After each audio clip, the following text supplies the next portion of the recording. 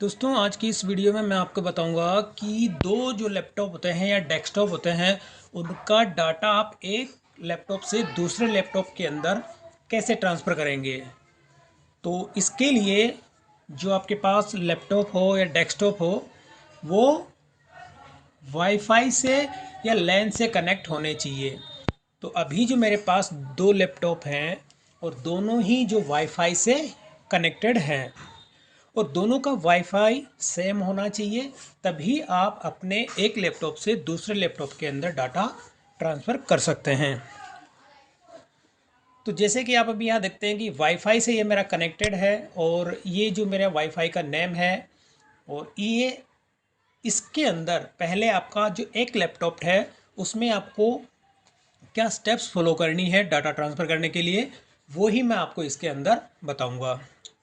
और इसमें आपको सबसे पहले जो दोनों आपके लैपटॉप हैं उनके आईपी आपको चेक करने हैं। तो आईपी चेक करने के लिए मैं आपको बता दूं कि दो तरीके हैं, इसके अलावा भी तरीका है। तो मैं आपको सबसे पहले बता देता हूं, जब आप वाईफाई का जो ये सिंबल है और ये इसमें अभी विंडोज़ 7 जो है वो है ऑपरेटिंग सिस्टम, और इसका आईपी मैं सबसे पहले आपको बता देता हूं। जब आप इस पर राइट क्लिक करेंगे और यहाँ पे open network and sharing centre, इस पर आपको क्लिक करना है और क्लिक करने के साथ ही आपको यहाँ क्लिक करना है चेंज अडेप्टर सेटिंग्स, और इसमें जो ये आपका वाईफाई से जो कनेक्टेड है उस पर आपको डबल क्लिक करना है और यहाँ पे आप क्लिक करेंगे डिटेल्स पर। तो यहाँ पे ये देखिए, ये इसका जो है लैपटॉप का या कंप्यूटर का आईपी यहाँ पे शो हो जाता है। और अब सेकंड जो मेथड है उसके लिए मैं आपको यहाँ पे क्लिक करता हूँ, यहाँ पे रन, और ये कमांड के साथ में जो आपके विंडो की होती है उसके साथ में आर की प्रेस करेंगे और यहाँ CMD, और फिर आपको एंटर करना है। यहाँ पे आपको कमांड देनी है IP config, और जब आप एंटर की प्रेस करेंगे तो इसमें भी जो आईपी आप देखेंगे, ये जो आईपी है वो आईपी यहाँ पे शो होता है, ये इसका यानी इस कंप्यूटर का ये आईपी एड्रेस है।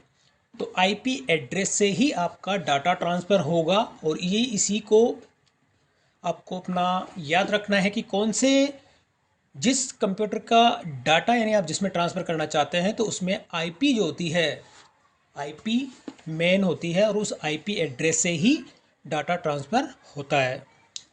तो अब मैं इसे कर देता हूँ क्लोज़, और अब आपको डाटा ट्रांसफ़र करने के लिए यानी कि इस सिस्टम का डाटा यानी इस लैपटॉप का डाटा दूसरे लैपटॉप के अंदर आपको ट्रांसफ़र करना है।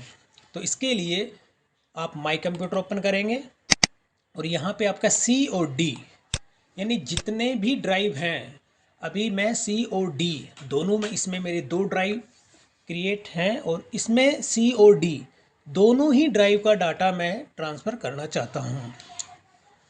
तो अब इसके लिए आपका जो C ड्राइव है इस पर आप राइट क्लिक करेंगे और यहाँ प्रॉपर्टीज़ आपको सेलेक्ट करना है, और प्रॉपर्टीज़ के अंदर शेयरिंग, ये आपको शेयरिंग पे सेलेक्ट करना है और यहाँ आपको सेलेक्ट करना है एडवांस शेयरिंग, और इसमें आपको क्लिक करना है यहाँ पे शेयर दिस फोल्डर। अब इसमें अगर आपको जो है अपना नाम देना चाहते हैं तो नेम भी आप यहाँ डिफ़ाइन कर सकते हैं, और नेम के साथ में अगर आप कोई नेम इसका डिफ़ाइन नहीं करना चाहते हैं तो बाय डिफ़ॉल्ट इसका जो C ड्राइव जो नेम आ रहा है वो नेम आप यहाँ डिफ़ाइन कर सकते हैं, और मैक्सिमम यानी कि आप कितने यूज़र वो यहाँ से आप अलाउड कर सकते हैं। तो इसमें अभी जैसे 20 यूज़र यानी कि इतने यूज़र्स को आप इसमें परमिशन दे रहे हो, और इसके साथ ही इसमें होता है परमिशन, यानी कि अब यहाँ पे देखिए फुल कंट्रोल, चेंज और रीड। तो यहाँ पे क्या होता है कि अगर आप इसी जो C ड्राइव का जो डाटा है अगर आप यहाँ अलाउ कर देते हैं, जैसे आपने किया अलाउ, तो इस केस में यानी कि दूसरे लैपटॉप पे या कंप्यूटर पे जो यूज़र आपके डाटा को एक्सेस करेगा उसको ये परमिशन है कि आपके ड्राइव के डाटा को वो डिलीट भी कर सकता है। तो इसके लिए यहाँ पे ऑप्शन हो जाता है अलाउ का। अगर आपको ये नहीं करना तो आप इसे अनचेक कर सकते हैं, और केवल रीड यानी कि वो केवल आपके डाटा को देख सके, तो इसके लिए एक ऑप्शन दिया गया है रीड का, ये आपको रखना है।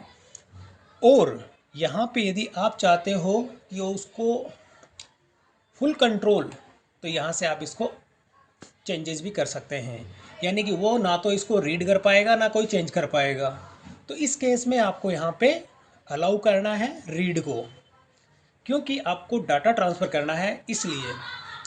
और यहाँ अगर चेंज और फुल कंट्रोल तो दोनों चीज़ें हैं, तो यहाँ केवल आपको ऑप्शन अपने अकॉर्डिंग जैसी आपकी रिक्वायरमेंट है उसी हिसाब से आप यहाँ पे कर सकते हैं।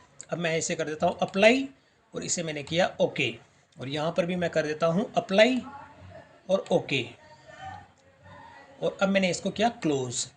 तो जब भी आपका कोई भी ड्राइव जब शेयरिंग हो जाता है तो यहाँ पे कॉर्नर पे देखिए इस तरह का जो सिंबल है उस पे आ जाता है, यानी कि इट मीन्स कि ये आपका जो ड्राइव है ये शेयर्ड है और इसका डाटा किसी दूसरे कंप्यूटर पे आप इसको एक्सेस कर सकते हैं।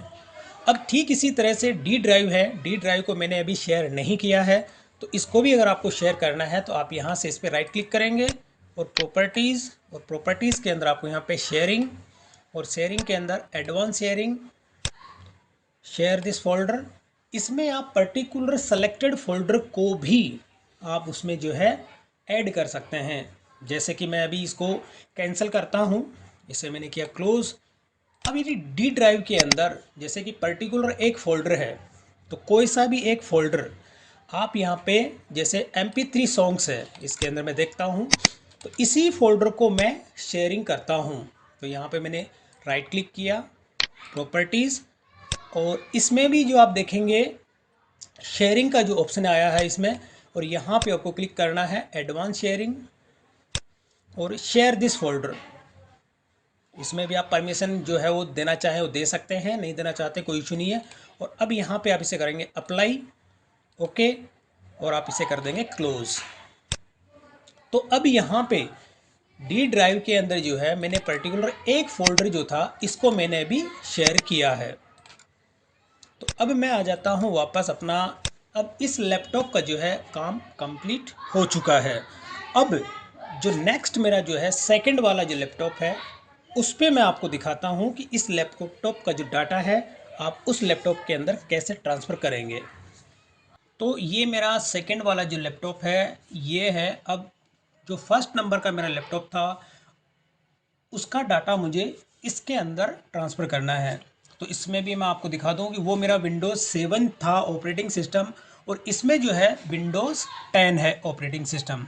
बट दोनों ही जो मेरे लैपटॉप हैं, मेरे इन दोनों का IP अलग अलग है, और वाईफाई दोनों का सेम है। जैसे कि मैं आपको इसका वाईफाई चेक करवा देता हूँ यहाँ पे। ये देखिए ये भी जो वाईफाई है, जो मेरा जो सेम जो वाईफाई था उससे मेरा फर्स्ट नंबर का जो लैपटॉप था वो भी इसी कनेक्ट था, और ये वाला जो है इसका भी वाईफाई सेम है। अब यहाँ पे मैं इनका जो है उसका IP 106 और इसका IP क्या है वो भी मैं आपको इसमें चेक कराता हूँ यहाँ पे। तो इसके लिए मैं वापस ये कमांड विंडो की के साथ में R की प्रेस करता हूँ और CMD, और इसमें मैं टाइप करता हूँ IP कॉन्फ़िग। तो यहाँ पे देखिए इसका जो IP है आप यहाँ देखेंगे 192.168.0.100, यानी इसका जो IP एड्रेस है वो 100 है, और उसका जो IP एड्रेस था वो था 106।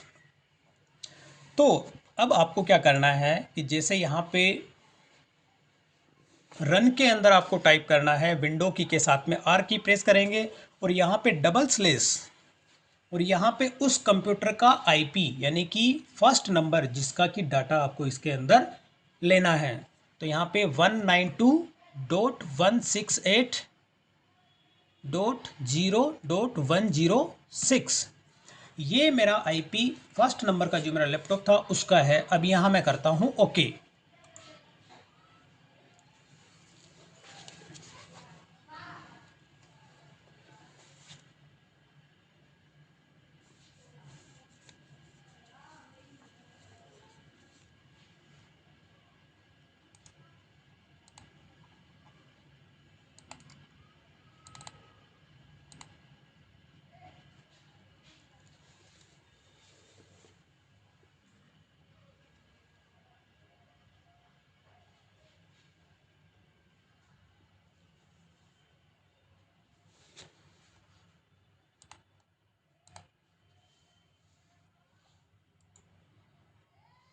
तो ये देखिए, जैसे ही मैंने इसमें जो है अपना आईपी मैंने यहाँ पे डाला, तो यहाँ सी ड्राइव और MP3 सॉन्ग्स, अगर आपने इसके अंदर, मैं इस आईपी पे पहले लॉगिन कर चुका था, अगर आप इसमें जो है आईपी चेंज होता है और आप यूज़र को जो है लॉगिन नहीं करते हैं, तो यहाँ पे फर्स्ट टाइम जब होता है, ये यूज़र का नेम और पासवर्ड आपको यहाँ पे टाइप करना होता है, जो कि फर्स्ट नंबर का जो आपका लैपटॉप था उसका यूज़र नेम और पासवर्ड आपको इसके अंदर एंटर करने होते हैं।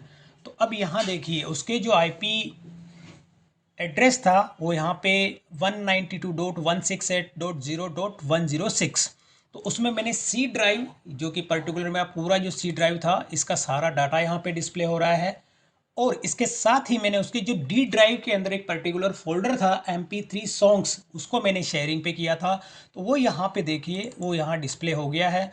अब जिस किसी भी डाटा को आप इसमें से लेना चाहते हैं तो आप उसमें से डाटा ले सकते हैं, बट इसके अंदर आप किसी भी तरह का कोई भी चेंजेज आप इसमें नहीं कर पाएंगे।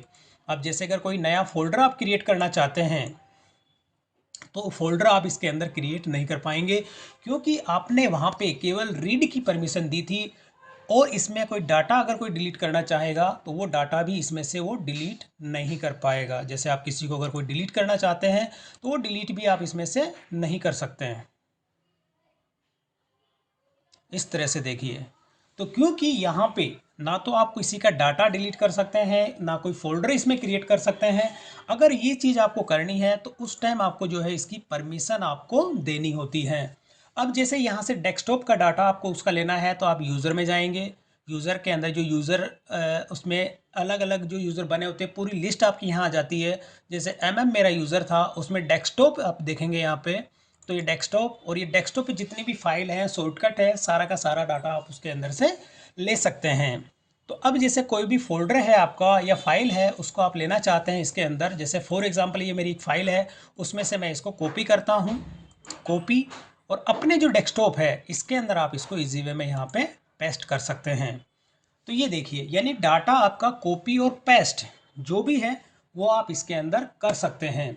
अब ठीक अगर इसी तरह से इस वाले जो लैपटॉप का जो आपको ड्राइव है या कोई सा भी पर्टिकुलर फोल्डर है, अगर आपको शेयरिंग पे करना है तो वो भी आप इसमें शेयर कर सकते हैं। इस पर राइट क्लिक करेंगे, प्रॉपर्टीज़ में जाएंगे, और यहाँ पे आप शेयरिंग जो होता है इसमें करके एडवांस शेयरिंग और शेयर दिस फोल्डर आप अप्लाई करेंगे, या परमिशन जो देना चाहते हैं वो परमिशन आप दे सकते हैं। और जैसे ही आप इसको अप्लाई करेंगे, ओके करेंगे, तो ये भी फोल्डर मेरा अब शेयरिंग हो गया है। तो इस तरह से आप एक कंप्यूटर का डाटा दूसरे कंप्यूटर पे ट्रांसफ़र कर सकते हैं।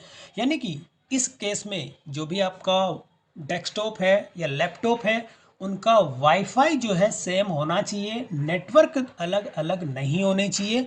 तो दोनों के सेम वाईफाई होने पर आप आईपी एड्रेस के थ्रू जो है अपना डाटा ट्रांसफ़र कर सकते हैं। तो दोस्तों, इस तरह से आप जो है एक कंप्यूटर का डाटा दूसरे कंप्यूटर पे इजी वे में ट्रांसफ़र कर सकते हैं। तो दोस्तों, अगर वीडियो पसंद आए तो इसे लाइक और शेयर ज़रूर करें, और मेरे चैनल को सब्सक्राइब करना ना भूलें।